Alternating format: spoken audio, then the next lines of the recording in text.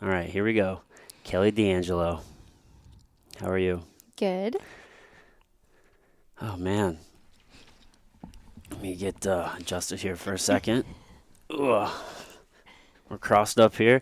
So There. thank you so much for all the gifts that you brought me. Like for the listeners, you brought me some eggs from your chickens. Mm-hmm.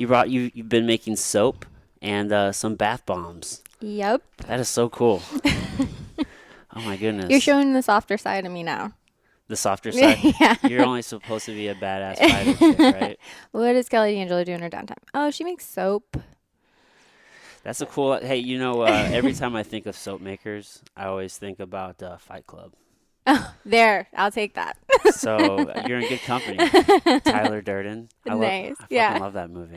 Yep. It's one I of my didn't favorite even think movies. of that. I like that. That's the only like anytime, especially if somebody's making soap, I'm just like the image of the soap. Yeah. Like I can picture it now. yeah, that's what comes to Awesome. mind every I didn't time. even think of that. Yeah. What were those scents that you brought me? They smell so good. So one of them is goat's milk, shea butter, and clary sage, which is Okay. like a mild soap and good for people with like eczema and stuff like that. Okay. And I think the other one I chose for you, it might have been the orange zest. I'll have to check again, but Yeah. that's literally like you sit there and zest an orange. Like it's all natural stuff and That's where like it's at. yeah. Yeah, man. We're often trying to just emulate nature in a lab, and they just create all these artificial scents and stuff. But the natural way is where it's at. See, that's where it came from though, is I started seeing what's in deodorant. I make my own deodorant. Yeah, And I like just don't wear it, so I stink all the time. well, there's times I'm not gonna lie, there's times I've ran out and I'm like, I can't put the other stuff on. I've already committed. Yeah, So I showed up to the gym and I felt bad for my partner, but I'm like, I don't have deodorant on today. it is I'm what it gonna be the is. smelly kid. You're just gonna have to deal with it. Mm-hmm. But seeing all the chemicals and stuff and everything, that's where I got into even getting into that stuff Yeah, was I'm like, I don't want to put that in my body. There's already too much bad exposure, especially with the fire service. right. The stuff we get exposed to, why am I gonna add to it on top of it? So Yeah, I can only imagine just the chemicals that you're exposed to on a regular basis as a firefighter. yeah. Oh shit. So did you see that documentary about chemicals? What was it called? Was it one of the farming? I've watched. Was it on Netflix? It was on I've Netflix. probably watched it because I got into like a big binge thing for a while Yeah. about watching all those. And there's ones like with farming and the chemicals for pesticides and herbicides and Yeah. yeah, Man, I really wish I could remember what this was called, but oh well, either way, it was just shedding light on just all of the like the chemicals that we're exposed to just on a regular basis, like just flame retardants on couches mhm, and sofas and obviously like BPA and like plastics and just all these different chemicals that are everywhere. yep, Yeah, I've switched to just as natural as I possibly can, so like wood and metal and glass, yeah. like no plastics really at all. It's hard to avoid though. It's It is there. hard to avoid. Yep. I think they use plastic for my shoulder surgery. I have like plastic in me. I know. Oh, you're like I can't run away now. I know. I asked them about metal, if they could use some sort of metal, and they said that they could, but it would have like taken longer. We would have had to wait to like schedule the surgery because they would have to have ordered those in or some shit. Yeah. Like they just didn't have them on hand and readily available. So I'm just like, hmm. And then he expressed some sort of concern with it, like maybe it wouldn't have healed as easily. Are you familiar with this? Well, I think some people's bodies reject the metal. Okay. So then it takes longer to heal and then more susceptible to infection and everything else. For some reason, the plastic stuff they're making now, it's accepted better. I don't know Huh. why. Hmm. I wonder why. Either way, I just rolled with it. I just rolled. Have you had any surgeries? No, actually. Oh, fortunate. Close, a couple tendons and stuff like that got to the brink. Yeah. But almost surgery probably would have been better for some rather than like the extended rehab and off time. You think? Yeah. I mean, it's just pretty brutal though, them cutting into you sometimes. But then some of these injuries just feel like they're just there forever. Yeah, just like nagging Yeah, injuries. That's where stem cells come in, like we were talking about. that's true. Yeah, see, man, I just can't wait for stem cells. I'll probably have to try it. Have you done any research on them at all? Not like actually looking it up myself, but I've talked to several people who've done it and I really haven't heard anything bad. Yeah. So, Yeah, I'm about it. There's a few different ways to get it done. There's a place in Chesterfield called Blue Tail, I think it's called, and That might be one of the ones I heard about. yeah, I went and checked them out. They told me my shoulder like was too bad and I had to have surgery. But I think what Mm. they do is they extract the marrow out of your hip, and then they take that to a centrifuge and put that through its process and whatnot, and then they get your stem cells that way. And I think they might pair it with like a PRP. Yeah, I know there's several different techniques now. yeah, I know it's fascinating stuff. there was something with rooster comb that was getting used. Rooster comb? Yeah. What is rooster comb? Like, have you ever seen a rooster and his little spike and Oh, stuff? that? Yeah. That's It's called. like squishy material. Yeah. Yeah. They were using Oh, that for, I don't know if it was like joints, like in between the joints and stuff, but really? Hmm. pretty creative. That's fascinating stuff. Hmm. Well, I am so fascinated by all the stuff that you're doing, Kelly. So for the listeners, you are a professional fighter. You are a firefighter, paramedic, right? Mm-hmm. Just an all-around badass. I'm sure I miss some Thanks. stuff. So I want to like kind of go back to your journey a little bit, like the beginning of your journey a little bit. What was your beginning? So were you an athlete growing up? No. No. What was early life? What was early life like for you? Uh, so I got into athletics a little later in high school. Okay. But so I grew up in a pretty small town, Perryville, Missouri, Hmm. and I had the out in the country kind of lifestyle. Yeah. We had a single wide trailer my dad built onto. We had an old Impala in the backyard with the burn barrel next to it. Okay. Yeah. A creek next to it. We have a 90-acre farm that we'd usually go to on the weekends and stuff. I hunted, I fished, I four-wheeled, I was outdoors, went to mud runs. Yeah. And if you would have told me at any point, Kelly, one day you were going to be a professional athlete, there is no way in hell I would have ever believed you. Yeah. Um, I was a little heavier, like fried food. Yeah. Like my after school treat when I got off the bus was a jar of marshmallow cream. Do Oh you remember shit. those? Yeah. I could just sit there with a spoon, put the whole thing down. Shit. So yeah, I can't say I would have ever thought the athletic part would come in, but there's a little part of that I actually don't tell a whole lot of people. I was a happy kid and everything, had a great mom and dad. I think mom got married when she was like 19 or 20. Hmm. Small town, little family. Yeah. Like, we didn't have a whole lot of money, but if I wanted something, like, I remember mom talking about standing in line at Walmart for a Furby for like 6 hours one year. Like, they did everything they could and taught me a lot. Like, Hmm. the cars break down, I'm usually under it. I'm working on them, stuff like that, changing my own tires. And that was, my dad's like, come here, you need to learn something. Yeah. But I was in band. Can't say I was real good at playing instruments. So got shifted to flag girl. Okay. Like the cute spandex suits, Hmm. but you put a kind of chunky girl in it, it doesn't look so good. That was me. And we were the Perryville Pirates. Yeah. So it was green, which made it even more attractive. Yeah. You stuck out. Yeah, the little. Out there on the track at football games. Yep, exactly. And I would get in trouble for talking In a class? lot. Yeah, during Okay. our practices, and I'd have to jog laps around the parking lot, which was the worst thing in the world to me Yeah. at the time. So that was my most activity. If it wasn't like helping at the farm or something like that, was like getting in trouble Yeah. during flag practice. Yeah, when you're in high school, getting made to run is the worst I punishment know. possible. I know. It doesn't matter what sport or what level. It's just like, go run. It's like, Yeah. oh, fuck, really? Yeah. Oh, God. So Yeah, that I mean, country life, huh? it didn't start out thinking I'd be a professional athlete anyway. Yeah. But so high school, you get a little later. Kids are brutal. Yeah. Like, especially high school. Fucking kids, assholes. Kids can be brutal. Yeah. And I haven't really talked to a whole lot of people about this, some of my closer friends, but I started going through an eating disorder in high school. Oh, really? And I decided the best way to lose weight, since I didn't have a whole lot of knowledge on anything myself, was to just not eat.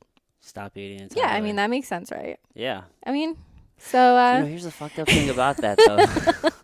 The messed up part about that is that fasting is actually good for you, right? yes, But it's not. But if you do it unhealthily, not right? for days and days and days on end. Yeah, when you, exactly. it's like when you know, that mental Yeah. aspect of it. So like the first couple of days I did it, it was probably like my body was like, whoa, Yeah. it might have been okay. Yeah. But I got where to keep going, I pretty much just drank soda.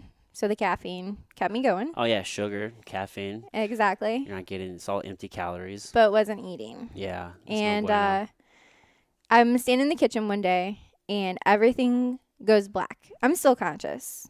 Like I am fully alert of what's going on, but I cannot see a thing. It's like I went blind. How long did that last for? I started screaming hysterically. My mom came running up the hall and I sat down on the floor.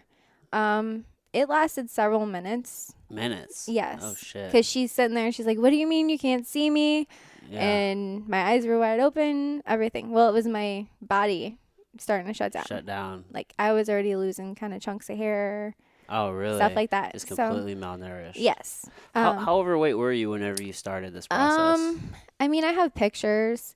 It wasn't like obese, but Yeah. I was a heavier girl for my, I'm 5'2". Yeah. And I was wearing like size 13 jeans. Okay. You And know? it's tough when you're in high school too, right? Because you're still Exactly. growing into your body. So You're so like, that's okay. That's Yeah. okay for girls. yeah, But you feel like it's not. right. You feel like cuz there are girls that are built way smaller. And you're Yeah. like, I should be like that. Mm-hmm. But it's not everybody's journey. That's not your body. That's not what it's going through. Yeah. And your body builds itself off of, I should have been living a healthier lifestyle, but I didn't know how to yet. Yeah. And When you grow up in rural Missouri, like that's real common. Yeah. Not very many health conscious people are yeah, around. we like fried food. We like Yeah. Well, also, I mean, for even people who like grow their own food and have chickens and different things, like I grew up on my grandmother's farm, so we had a lot of that. But there was still always like you're frying with like low grade oils Yes. a lot, right? Or there's a lot of white bread, and then there's lunch meat, and then the fucking the soda, Chips yeah, and chips and marshmallow the cream sodas, and- yeah. yeah. So it's just like all these fucking sugars. Yeah, which Yeah. is crazy. We had our own chicken, we had eggs all the time. We had guineas, we had rabbits, we Yeah. grew our own garden. Mm-hmm. But, I still chose the chips and the marshmallow cream and stuff like that. Yeah. So, but yeah, after that little incident, my mom took me to the doctor, and it's crazy what food does to you. Not just people worry about like their size or their performance, but your emotions. Yeah. And lack of food does for you, because I always thought I was a pretty happy kid. Mm-hmm. And even talking to my mom later, I was a completely different person Mm-hmm. while I was doing that to my body. Like, just, the doctor came in, she felt around on my stomach, and they did blood work, and she's like, Kelly, when's the last time you ate? And my answer to her was like, I don't fucking know. I don't keep track of that. You want me to write it down for you? Yeah. And I'm like, I even heard it come out of my mouth, and I'm like, wow, That's not I you was at all. just a different person. Yeah. And so they brought me up to Cardinal Glennon, and I had to sit down with dietitians. I had to write out my calories. I had to learn about food. Mm-hmm. And I had an aunt at the time that ran marathons all the time, and loved running. Still loves running. And she said, "Hey, why don't you join your cousin and try cross country?" And I just had flashbacks of like running around that parking lot. And I'm like, no. Never. Well, they convinced me because, of course, going through an eating disorder or anything, you're calorie conscious. You're like, well, if I eat it, I have to burn it. Mm-hmm. And she's like, running burns a lot of calories. And talked me into it. I had to figure out my calorie count every day. I had to learn about these foods, what they were putting in my body, what I was not getting, and figure out what I was burning during the day. And tried cross country. Showed up the first day. They're like, all right, we're doing 3 miles today. And I'm like, you're doing 3 miles today. I'm not doing 3 miles today. Yeah, I wasn't about that life. So I got about a half mile in, was thrown up, and had to turn around, kind of walk ashamed back to school by myself. Yeah. And for some reason, I kept showing up. And by my second year, I was on the senior team. And which I guess I started at the end of my sophomore.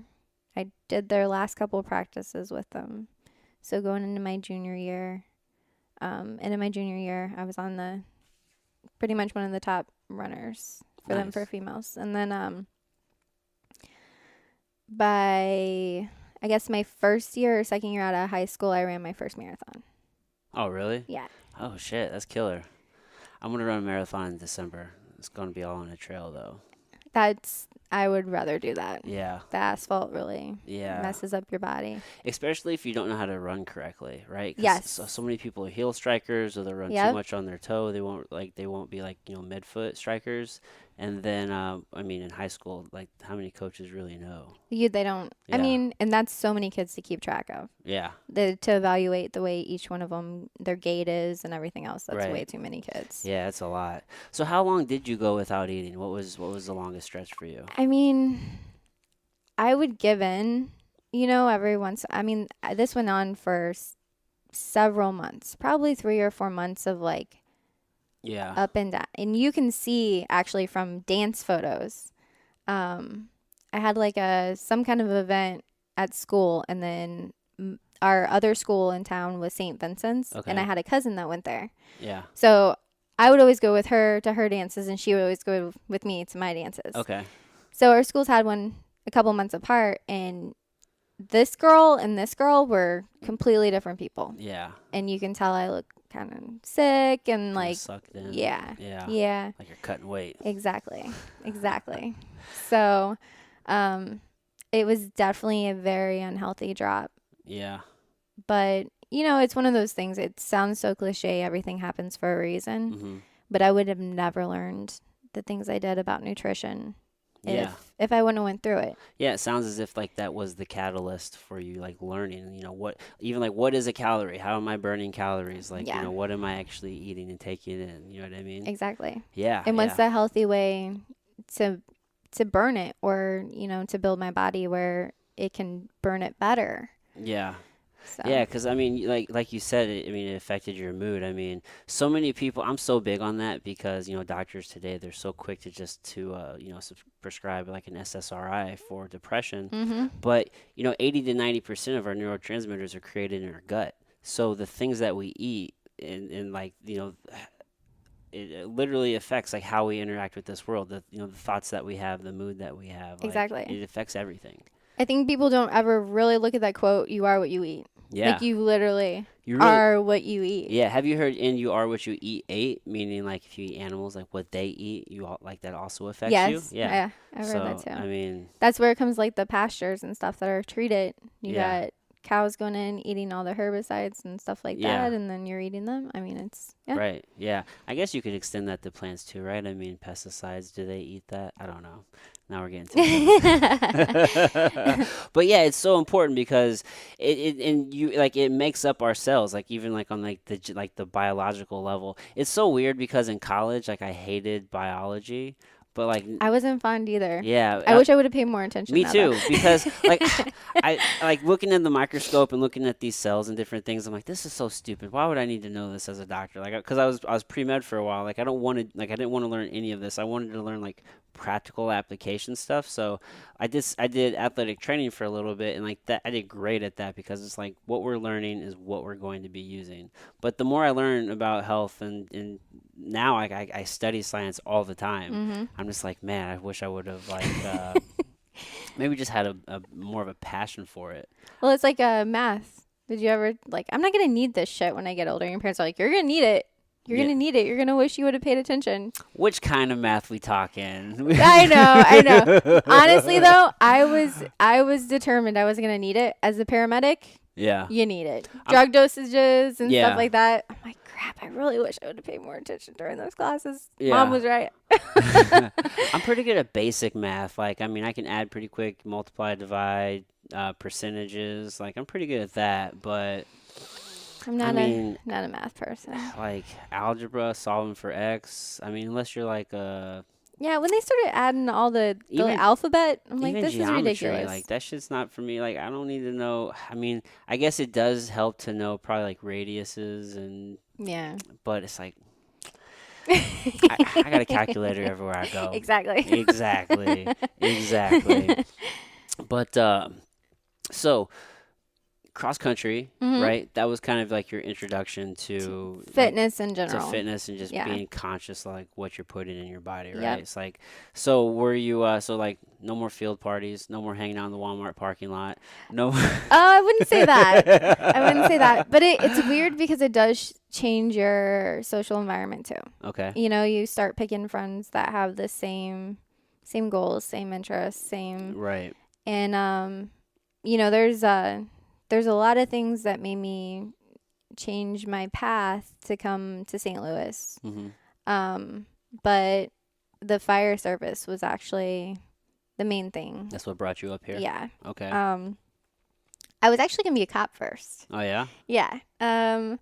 I got a job at a factory in town, Gilster Mary Lee, which all the Paravillians will know very well because I think everybody or at least somebody in their families worked there. What does the factory do? Is it a shoe factory? So that no, they did. There was a shoe factory in town actually. My grandpa used to work at a shoe factory. But they do foods like cereals, but they do a lot of the off-brand stuff. Okay. Like instead of like Fruit Loops, it's like Fruitos. Yeah, the You know. generic stuff. What Yeah. does normal folks buy?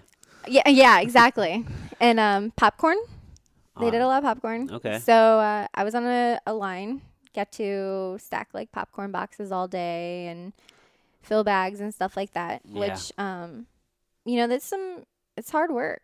Yeah. It's some really hard work. I've had a ton of jobs, and those blue collar jobs are so important. I mean, I'm at the time I hated my dad for like being like, you need to go out there and work. You need to go Yeah. out there and work. And I'd show up every day and be like, I can't believe I let him talk me into this sucks. Because Yeah. I would be dead by the time I went home. Mm-hmm. And but I look back and it taught me a lot, you know. And also I ended up being a line leader there within, you know, I think it was like 5 or 6 months, and Yeah. I had adults that were under me. But it showed me like just work, like just put in the work, dedicate yourself, and like you'll move up and stuff that you want. Yeah, it's like And put your nose to the fucking yeah, like grind and like just go. come and do what you're supposed to do, Yeah. and give it everything, and you'll get out of it. Yeah. And you know, I knew I didn't want to do that my whole life.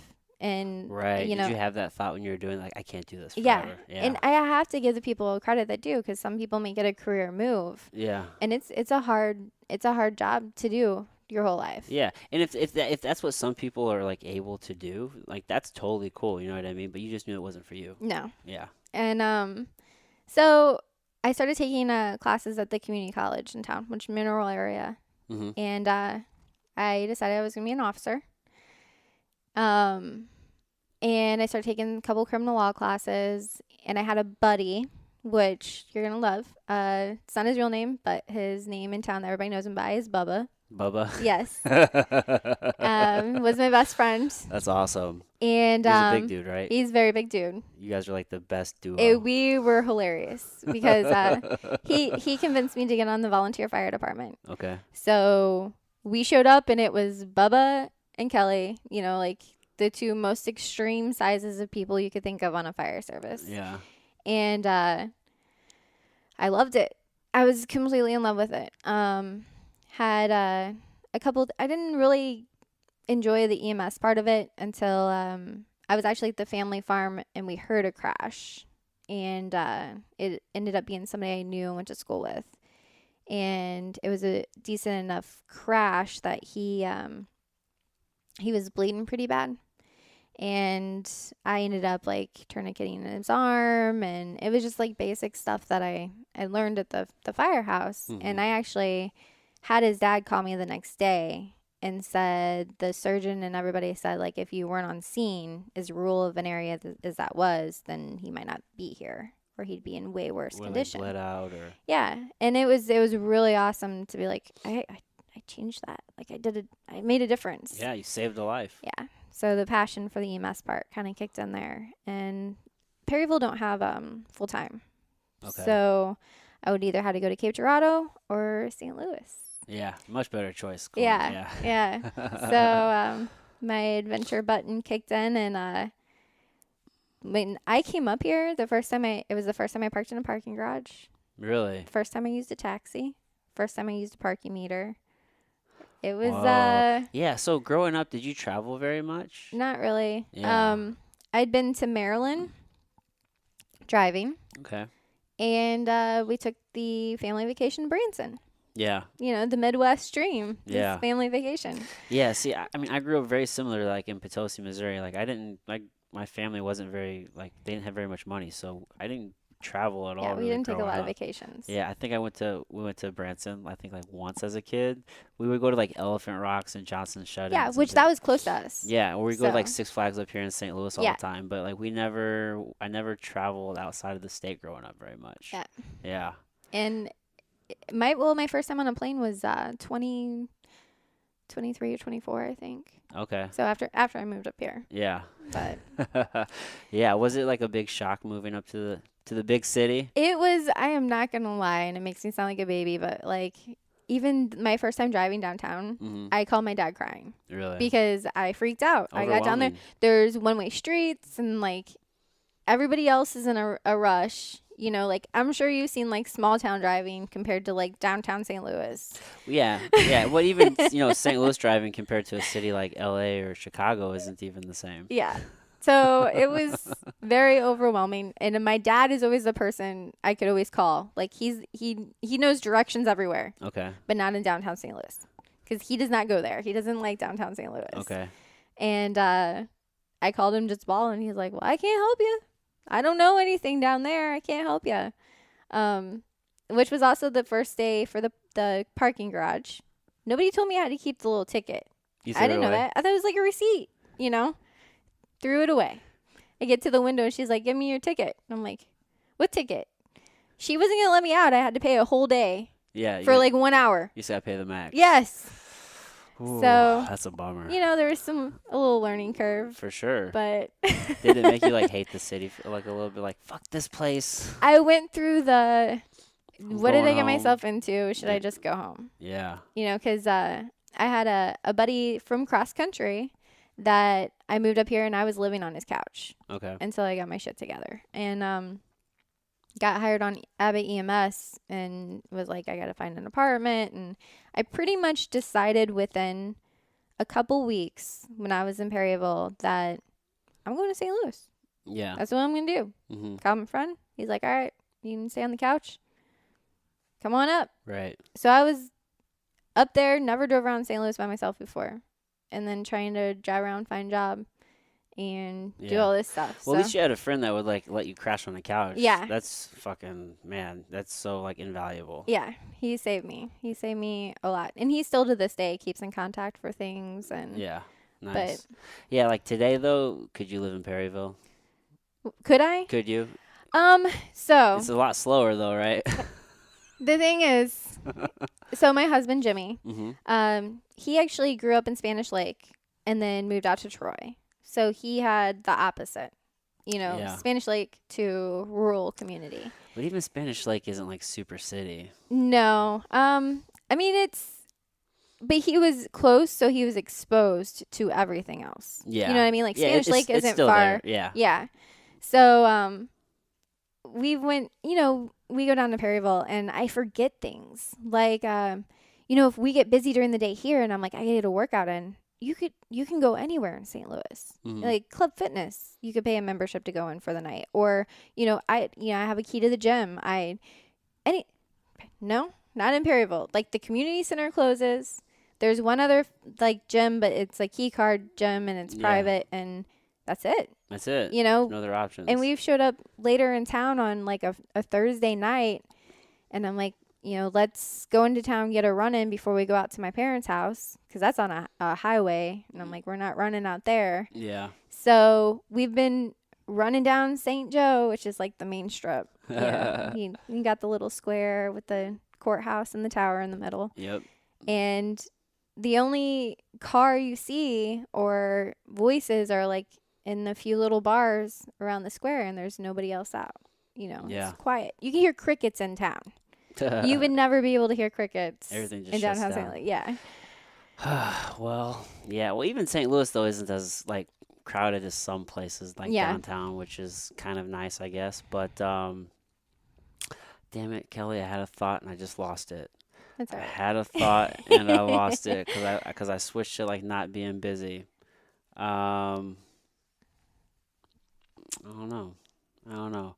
What were you saying? Say it one more time. Which part? Oh, god damn it. Well, I mean, so moving up to St. Louis, You moved to St. Louis, living on a buddy's couch, buddy's couch. started working for a private ambulance district. Yeah.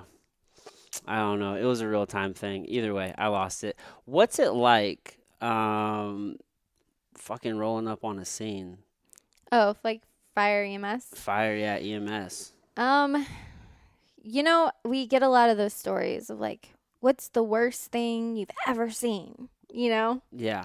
And it's a hard question to answer. Yeah, I'm less worried about the worst thing you ever seen. I'm more like I'm just curious like what's it like for you? Like what's going through your head or especially in the beginning, you know what I mean? Like what thoughts are rolling through your head? Like, you know what I mean? Like are you prioritizing this and this? Like, you know what I mean? Like I think in the beginning of everybody's, when they get into the field, like I remember as a new medic, we get dispatched, and the dispatch tells you so much information, usually not enough. mhm.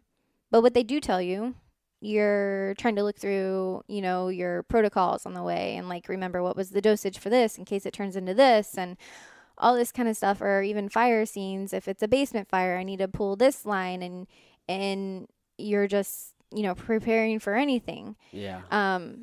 But I started in the fire service in I guess 2005 is when I started volunteering. Got on my first ambulance district in 2007. Yeah. So I've been around for a little while, and me and my husband were actually talking about this the other day. You kind of just go autopilot now.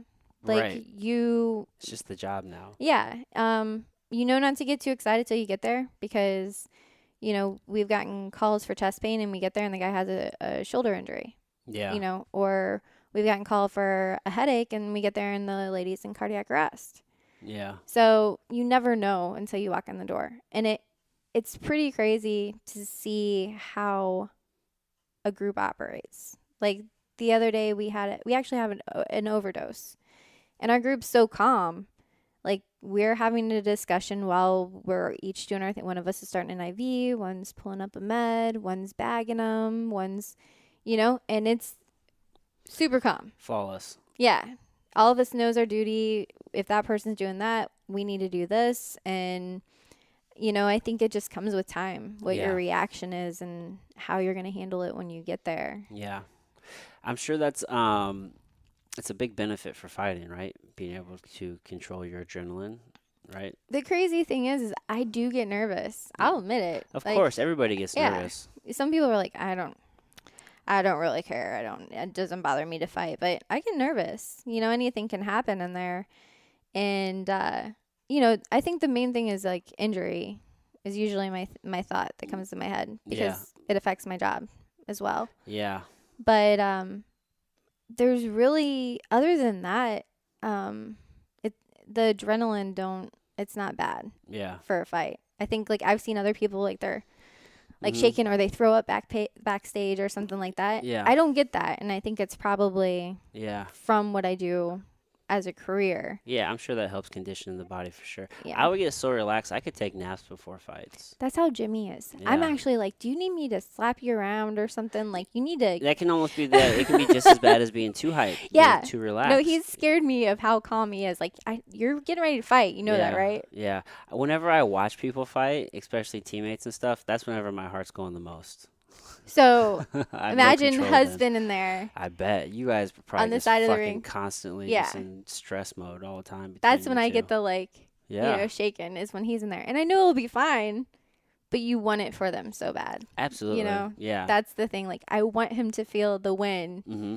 and that's what gets me Yeah, going. and Jimmy competes a lot. Yeah, he's a very active fighter. Yeah. I think he's putting a timeline on himself, which he shouldn't, because I mean we're some of the old people in the gym.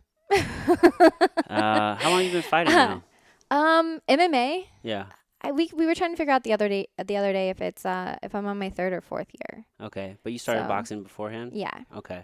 So and I don't even know. I think 2011 was my first boxing match. 10 or Yeah. 11, So it's something been a like little that. bit. Yeah. Yeah. But that was that was charity that we usually did that for. So it was like a once a year thing. Guns and hoses? Yeah. Okay. So it we haven't the last 2 or 3 years is the only time we've really been like, Yeah. all in and ready to go for this. And at one point out, he actually originally didn't think he was going to do MMA. Yeah. He thought he was just going to do boxing. What made him? Did you made him kind of make that Well, switch or I mean, what? I tricked him a little bit, Okay. but I actually started boxing before he did too. I wanted to do guns and hoses, Mm-hmm. and they used to give him so much shit. He'd come, and he was in medic school at the time, so he'd study, and I was boxing, and then they talked him into doing it.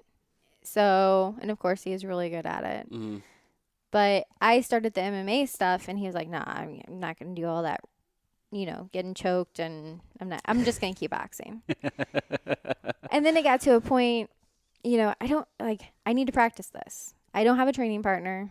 I need somebody my size, or I need a smaller guy or something like that. So kind of like Yeah. suck him in a little bit. And he started kind of catching on to things and realizing he'd be good on the ground. Yeah. He's good at it. But the main thing was his first MMA fight, and he knocked the guy out. Yeah. He's always been the small guy in boxing. So I think it was on a more level playing field for him in MMA. Yeah. And he knocked the guy out. And after that, he's like, I didn't hardly even get hit. Because in boxing, they take so many blows. Yeah, I tell people that all the time. Like MMA, it can seem like more brutal of a sport because there are more ways to get hurt. Yeah, But there's also more ways to defend yourself. exactly. And we actually counted in one of his boxing matches, I think he threw like 100 and some punches. It's And a lot. that was them going back and forth. So he probably got hit, at least 60, half of that. 70 Yeah. times. Yeah. So, and we watched his MMA fight, and it's like 6 or 7 good shots, Yeah. and he knocks the guy out. So it's kind of like everybody thinks the MMA thing is just crazy, but some of my hardest things were boxing For sure. by far. Because if you're not on the same level as your opponent, you're just going to be a punching bag. Yes. And you have no way to defend yourself. Like, I can't grab you and hold you. Yeah. They're going to break us up, right? And it's harder to finish in a boxing fight. Yeah. You're going to take more damage before. Yeah. I mean, if you want to hang in there Yeah. and be tough, and you're like, I'm going to get knocked out, it's going to take longer for you to get knocked out. Yeah, it really will, right? And you can get knocked out, and you can still recover and get back up. Like and a flash get, knockout. and get hurt some more. But like in MMA, like, man, if you get knocked down like that and somebody capitalizes, it's going to be over. It's going to be pretty bad. Even that, I always worry about the brain so much. But even like, man, those shots that people take after they get knocked out, Yeah. it's like, fuck, man. Did Yep. you watch that Wonder Boy fight? Yes, I was just thinking of it when you were saying that. Yeah, I was just thinking that because he got hit, and then his head hit the ground. Yeah, and then then he 2 more shots afterwards. Yeah. As soon as it bounced off the mat, he hit him again. Like that first And one. there's another bounce after that, Yeah. really. You know what I mean? So it's just like, fuck, dude. Yeah, that one was pretty brutal. Yeah, I wonder if he's gonna be the same fighter after that one. I mean, Who knows? You see those karate guys? It only takes one person to like figure out their style, and then for some reason everybody else has their number for some reason. well, I think karate is it's all structured, but I mean, you got to think the guys that practice karate, the katas and stuff. Yeah. It goes over and over and over and over again. I don't think they cycle as much in. That style is their style. Yeah. Especially they start it young. Yeah. It's such a foundation that they built for a certain style that I don't know if they evolve away from that. Like it's there. Yeah, no, it'll always be there, right? Because especially with Wonder Boy, he did like the point fighting and whatnot. So You can he tell. Like he as just soon had as his stance he yeah, came out, I'm th- like, you knew he was a point fighter at one yeah, point. that's his style. But like in the beginning of his career, and like you would see it back in the day with like Lyoto Machida. Like back in the day in the beginning, nobody could beat him, right? Like he was just tearing through everybody. For some reason, nobody could figure out that style. But then like one person did. Yeah. And then I don't know if it's just like one of those things to where it's like now it's like all of a sudden like possible. Like everybody can say, all right, now I see it. So everybody can do it. Like they're just not as effective as they were at the beginning of their career. Yeah. So I wonder if that's going to be the same thing for him. But Or a mental block. who knows? Who knows? I digress. How the fuck did we get there, Kelly? Oh, Jimmy knocked somebody out. You know how Yeah. there's many ways to Yeah. defeat. Yeah, because if you're getting beat up, if you're getting beat up in boxing, you can't just take. But in MMA, you can take them down. You can hold them. You can fucking grapple. You Like, can rest. yeah, Yeah. there's a lot of different things that you can do there. I had that thought. That thought came back. So when you and Jimmy travel, like to Perryville or anything like that, have you thought about taking like a kettlebell or anything with you? Yeah, actually we do take stuff with us. Okay, So make it a body weight workout at the very least. well, and we also we fixed up a camper last year and we took it down there and left it in my hometown. Yeah, Yes. cuz my mom and dad stay at a campground pretty much all summer and my mom works there and does the activities for them. hmm And so we left our camper there and we have mats that we take with us. We have bands that we take with us, pads, gloves, kettlebells. That's And your own little it's gym right there. yeah, That's yeah, legit. You guys are like the best training partners, right? Because Jimmy's not a very big guy. And exactly. yeah, and like how tall is Jimmy? Like Like 5'8" or 8? 5'9", I Yeah. think. So you guys like work really well together. Like Yeah. that's fucking like the best thing possible. And you don't have an ego. So Yeah. if I start getting him a little bit in something, he don't like pout or get weird or Yeah. get too rough or anything like that. So Yeah, jujitsu will kill your ego fast. yeah. Yeah. I mean, who gives a fuck? And that's how training Yeah. partners should be. But Yeah. it's not always like that, Yeah. unfortunately. That's I'm almost like that too much like a detriment to where it's like I don't give a fuck if somebody like taps me. It's to the point to where like now I don't really have a strong desire to compete anymore. So it's like I just don't care. But if you Like enjoy the sport, it doesn't. I It's fine enjoy to just come in and train. exactly. I enjoy that, but it's like a win or a loss means nothing at all. It's all the same. And I think a lot of people get to that point I where think you lose that. Like you lose the like I don't have to win this. yeah. What if I do and what if I don't? Some people never do though. Yeah. Some people never do, and that's okay too. I think about that a lot though, just as I've been kind of diving deeper into this jujitsu journey of mine, because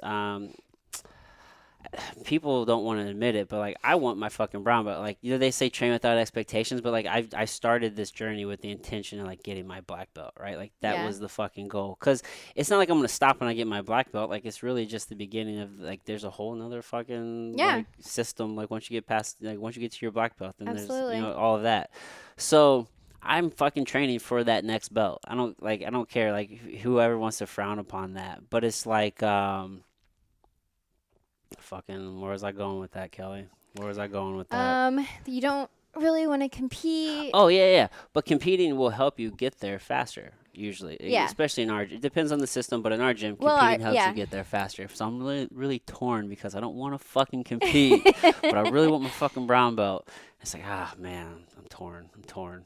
You have to get something out of it though when you compete. Like even if it's just, man, I've been practicing that move for months and it did or didn't work.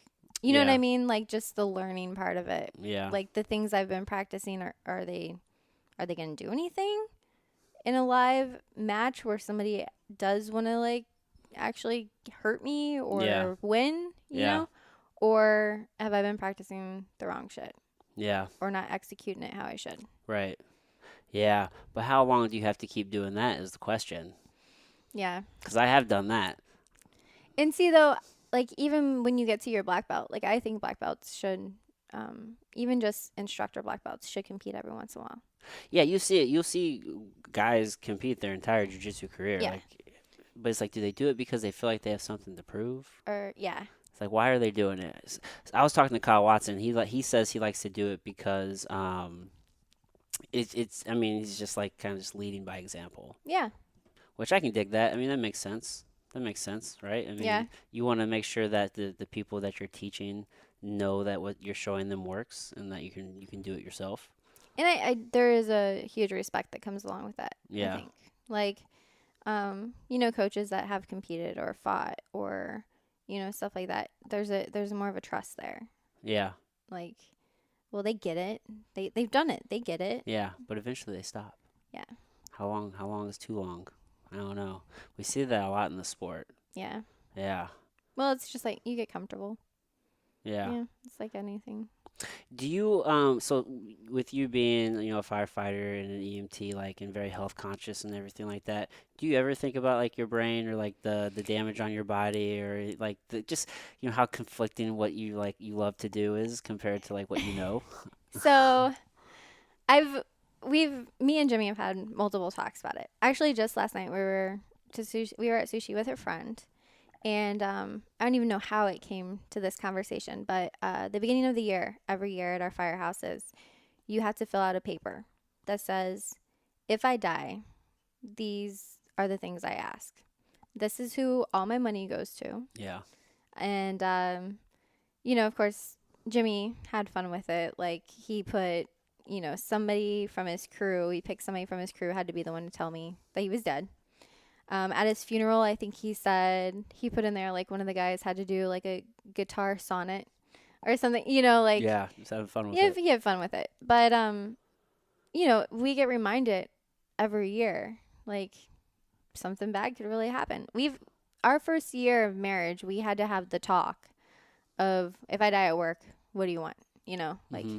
how are we going to handle this? Yeah, like that's a real conversation. Yeah, like some people don't even have to really plan that. I mean, they may talk about it, but they don't have to actually plan their funeral until 20, 30 years together. Hmm. And so we have that talk pretty much once a year. And we have to actually say, like, I want, I don't want my body laid out. I want ashes. I want you go on a trip, have fun, spread them, do whatever. Hmm. But, for firefighters, the cancer risk is huge. Unfortunately, too, we just had a class. It's even worse for women for some reason. Women in the fire Really? service are even more likely to get cancer, I guess, because, ovarian cancer, stuff like that is, Oh, really? Yeah, I mean, men or women are different, despite what people want to say. So, like, maybe just like the body just responds differently yeah. to the toxins. Yeah. So, the risks go up. And of course, martial arts. I wake up some days and I feel like I'm already 80 years old. Hmm. And, but really, I mean, this might be a bad way to put it or go about it, but I've told Jimmy, like, our odds of living till we're 90 are already far less than anybody else's. So, what time I do have here, I'm going to do the things I want to do. Yeah. Because when I go out, I won't have regrets. I won't be, what if I would have went professional and really tried out my MMA career? Yeah. Like, I wonder what would have happened. Yeah. Like, Fuck what ifs. yeah, that kind of stuff. Yeah. So that's like the only regret I think I would ever have is just not going for it in fear of, 60 years down the road. Yeah. And with modern technology, I mean, you probably You will never live know. to 90. I might be like bionic by the time I'm More 70 than years likely. old. More than likely. So how does it feel to be like a role model for young girls like in this space? You know what I mean? Because it's a very like powerful position to be in, like to be like the face of like like a professional athlete for like, you know what I mean? Like Yeah. how's that feel? So my first couple of years in the fire service, even, if it was weird. Yeah, even in the fire service, right? Like you're Yeah. doing these dangerous things that, Yeah. you know what I mean? I mean, we've had people stop by the firehouse like, hey, I saw you guys up at the gas station. I brought my daughter by because she's never seen a female Yeah, firefighter. you're saving lives and shit. Yeah. So it was really weird to me the first couple of years because I'm like, I'm just here to do this job and I just get paid. Like, it's not really a big deal. And, Yeah. it was really awkward. But unfortunately, social media and the world put such a pressure on Mhm. girls for certain things. And then, I mean, looking back at my life in high school, I had an expectation for myself that was just stupid. Like I wanted myself to be somebody that there was no reason. Mm-hmm. And it's so sad to see the girls that are put out there for them to look up to that, honestly, fighters, there's a lot of girls that put some pictures out there Yeah. to get some social media followers. And I'm like, if I had a daughter and she typed in hashtag female fighter on Instagram and these are the things that came up, I would be ashamed. Like I need to check that's that hashtag out. yeah. that's what she thinks is expected of her. Yeah. Like I need to be taking all these swimsuit photos, or I need to be taking pictures in lingerie, or I need to be Right. doing twerking videos and Right. to up my followers. And it's Strange world we live in. yeah, it's crazy. So, I try to make sure that I am a good example. I'm gonna mess up. Yeah. Absolutely.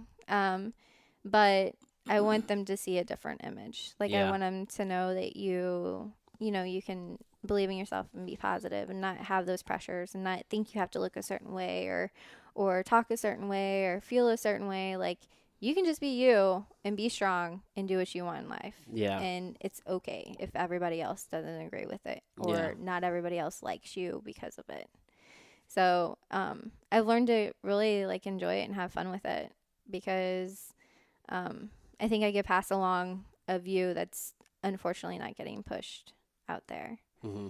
And Yeah, social media has just fucked things up, unfortunately. yeah. Yeah. Well, I guess sex is always sold, but social has made it like it's just made the barrier to entry just so much Yeah. just lower. You know what I mean? You just have girls who are on there like they're just Instagram models. They just take pictures and like that's it. And yeah, yeah. So it's just so weird how certain it's like you have to like play this game Yes. to like get exposure. You know what I mean? And yeah, I refuse to play that game. yeah, But I've learned to have some fun with it. I don't know if you saw the squat video. It was like a month ago. yeah. With Jimmy, that was Yes. hilarious. That was awesome. So, I put a little humor in there, Yeah. and the crazy thing is I think that's actually the video with the most views on my page at this point. Really? Yes. It was hilarious.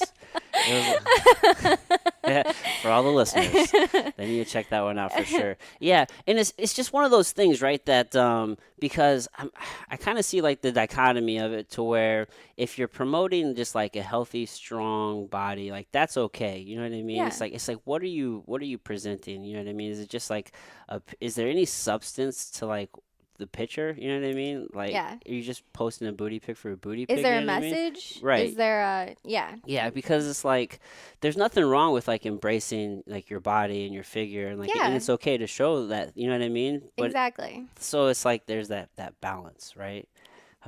Such a weird place. So I kind of got on a tangent for a second, but you guys are checking out this school. It's a school bus, right? Yes. Oh, it goes along with that. I don't want to have any regrets thing because Yeah. we've been talking about doing this for a long time, and luckily my husband just goes along with all my crazy ideas. And That's so dope. we redid that camper last year, which we still have, but I guess you could kind of say the bus thing's a trend thing, but I've been looking into this for years. Yeah. And I was on Craigslist one morning. We were literally just like every day sitting there, get up, have our coffee and breakfast at our little table by our window, and looking through Craigslist. And I found this bus on Craigslist. And I've been looking at these things on Craigslist like years and years. I mean, it's a couple $1,000s all the time. And I'm like, we don't have the money for that right now. But this one I found, super cute short bus. And it's an 83, so it has like the really cool body style, like real rounded. Mhm. And I'm sitting there and I look at him, I go, so how would you feel about buying a bus today? And he's like, ha, and like goes back to eating. He's like, ah, shit, you're serious, aren't you? And I'm like, yeah, I already messaged the guy and he still has it. And it's in Farmington, so that It's not wasn't that too far. far for us. He said it runs, so we can drive it back. No big deal. We don't need a trailer or anything. And he's like, I don't know. Let's ask him more questions and talk to him. So I went back and forth with the guy for a little bit, and I got off the phone and I'm like, this is what's going on. He goes, all right, tell him we'll be there this evening. So went down to get it, and yeah, I mean, it's coming along. But I actually had one of the guys from the gym, Skylar. He was over last night. He's going to work on the motor and stuff for us. Nice. But we have flooring in. We have a futon. Yeah, I saw that. And I have a little desk in there right now. I think I'm going to try to convert into like the kitchenette. Okay. So you have a camper and a bus. Yes. Okay. Yes. All right. Because for a second I thought they were the same thing, but then I just realized they're two different. Yes. Yeah. So the camper was the thing is we have an older truck that can pull the camper, so it can't go on like real long trips. And I don't want a car payment again. So yeah, I don't blame you. So it was like this thing was under $2,000 and it runs great. And yeah. That's where it's at, man. That is totally where it's at. I'm assuming I can get tickets. Do you know what Burning Man is? Yes. I've been wanting to go forever. I'm going this year. Like, there's no. Where is it this year? It's in the same place every year. So it's Black Rock, Nevada. I thought they changed it. So they have little regional Burning Man get-togethers, but there's the big Burning Man is they call it Black Rock, which is out in the middle of Nevada. Yeah. It's like nowhere. Yeah, it's just in the desert, and it's just a city like for that week. Yeah. There's like 50,000 people or whatnot. So you have to register for just like I think like the general tickets coming up on the 3rd. So next week coming up, you have to register for the tickets on the 3rd. I think the 3rd and the 4th. There's like 2 days that it's open up or something for registration, and you have to buy the tickets. Tickets go on sale on the 10th. This might be our year. I'm doing it. I'm not fucking around. Like I'm doing it. My mom has a camper. I'm gonna see if I can borrow it or something. Either way, I read a bunch of. We'll get a group and we'll fucking do it. You can only buy 2 tickets. Really? Yeah. So it was one of the chat forums I read on it, and they were talking about certain campers and stuff are hard to take out there. I guess because like the sand and everything, like it has to be what you pull it with and all kinds of stuff. Yeah. So you might have a little bit to look into, but. Well, she has an RV. Okay. Yeah, so it drives itself. Oh, okay. Yeah. All right. It's gonna be rad. Assuming she'll let me borrow it. I don't know. Either way, you got to fucking bring all your own shit. Maybe the bus could be done by then, and we could just bus it. Yeah, it's like $425 I think per ticket, and then it's like I think $80 for a like a vehicle pass. That's still not bad though. It's not bad at all. It's 4 days, isn't it? No, it's like 7. Oh, I thought it was only like 4. No, it's like a whole week. I'd still do it. I'm doing it. I'm not fucking around. Like I've been planning this thing for like 2 or 3 years. You have to bring all of your own supplies, all of your own water, everything. It's like it's an entirely gifting community, so people will give you shit too. I think you can buy ice while you're there. They have like people will bring in their art and stuff like that they make too, right? Yeah, it's really whatever experience that you want to make of it, because there'll be people there giving like talks, like TED Talks, and there'll be people there doing like workshops. Of various different types, like even like yoga or maybe like art or some shit. But then there's like a huge art gallery everywhere. It's just really whatever you want to make of it. Yeah. I think there's a battle dome. I saw that. No, Barb Hanchak. She had a picture in it. Oh, really? Yeah, she's like swinging in this awesome outfit. Yeah, I guess so. I mean, she had stuff on her Instagram from it. I think it was for her birthday or something like that. Okay. But yeah. Yeah, that battle dome was pretty awesome. Dope, right? It looks awesome. Exactly. Yeah. So along with that, the bus, we're planning on using it as sponsor space too. That'd be good. So just for everybody out there, if you want sponsor space on the bus, it is actually going to be named the Pokey Chokey, because it's not the fastest thing in the world. So it's pokey, and we're planning on going a lot of chokey trips with it. I can dig it. So jiu-jitsu tournaments all around the country. Yes. Hell yeah. So that's where it's at. Whenever I went to LA, I just rented the van and just camped out in the van for the week. It wasn't the most comfortable because I didn't actually have it set up. Yeah. But dude, vans are the shit. And there's a lot of places that do free parking now too for people like buses and stuff like that. Yeah. There's lists you can find online of like retailers that don't care if you sleep in the parking lot. Yeah, I just see that. I just parked outside of like some friend's house and whatnot, but Yeah, I did see that because I was looking up like where the fuck can I park at in Yeah. LA? And they're like, there's apparently there's some program in LA that for like homeless for a night because there's just so many people sleeping in their car, and like you could Mm. register with that, and then you could go to a place where they had like some sort of like security guard patrolling all the time. Oh, well, That's pretty cool. I mean, yeah. I didn't register for it, but I thought it was a pretty cool service. Yeah, So. like that's available now. Yeah, yeah. I think more and more people are just sleeping in their cars, especially in California. I I mean, mean, it's fucking nice. I would maybe move to California and sleep in my car if I could just live that. I would. Do you remember growing up and did you watch like Saturday Night Live Some. with do you remember the skit with Chris Farley where he was a guidance counselor and it's like David Spade was the kid and like his parents found them it was him and his sister, David Spade and some other person, but their parents found them smoking weed, so they hired Chris Farley to come in and speak to the kids. And he's going crazy. But the point is, he keeps saying, like, if you keep fucking up, you're going to live in a van down by the I river. do remember that. It's I do remember classic. that. It And now sounds, everybody's like, yeah, I'm sounds, in. sounds Okay, fucking great. sure. Yeah. Where do I sign up? Yeah. God damn. It's amazing how those things change. Yeah, man. Perspective changes everything. Well, Kelly, this has been a fantastic conversation. We're right on an hour. I don't want to keep you too long. I'm going to turn the floor over to you. If there is anything that you want to plug, promo, sponsors, where can people get a hold of you? It's all, you know. I should have made a list. But so social media outlets. Yes, your social handles. Kelly Ann D'Angelo on Facebook, Kelly A D'Angelo on Instagram, and I think it's Kelly A D'Angelo on Twitter as well. Can't say I'm a Twitterer, but I'm not a Twitter. yeah, I just I'm not very post good on at Twitter it. through Instagram. Yeah, the same. But I mean, we got some sponsors right now that are kind of hanging on the hook, waiting for my next fight, which Yeah. we've been working with Invicta to try to get on the card, and I've got turned down from quite a few fights at this point. So Is it because people are just saying no? we've heard no's. Like Yeah. we've heard some accepted and then call back and tell us that they turned it down. Or Is it just tough at your weight class? You're an atom weight, right? Yeah. So is that 105? I think 105 is harder, and I know. I mean, I'll just be mean and say it. I know some girls want to protect their record. Yeah. I'm a 3-2 pro. I moved down a weight class. I was the runt at strawweight, and I've fought some hard girls. I had Emily Whitmire. She's in the UFC right now. I'd never want to take an easy fight.